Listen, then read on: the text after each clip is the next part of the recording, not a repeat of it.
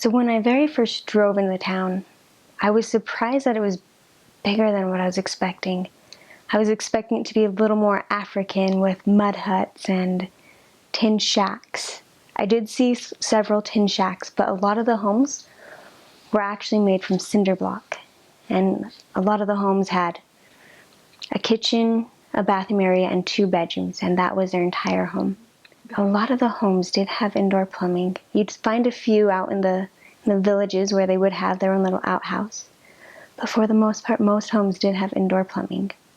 As far as their streets are crowded at some points during the day, especially at dusk and dawn when people are moving around going from work or to work.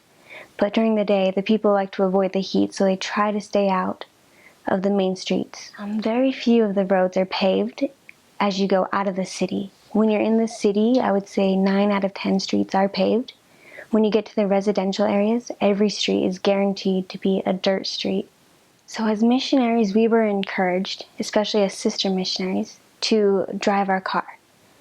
I was able to ride a bicycle for 2 days, and then the mission president found out and he put a stop to that very quickly. But we did do a lot of driving. Occasionally we would walk.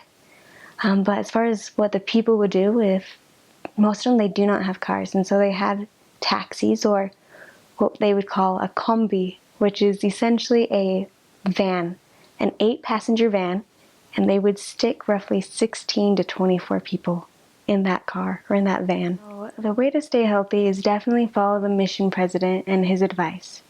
For most of the African missions, they'll give you, while you're still in the MTC, a water bottle that has a filter in it, and you are encouraged to use it.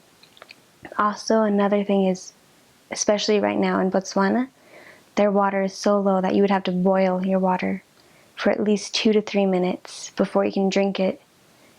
And so anytime that you are drinking the water, make sure it's clean, make sure it's safe.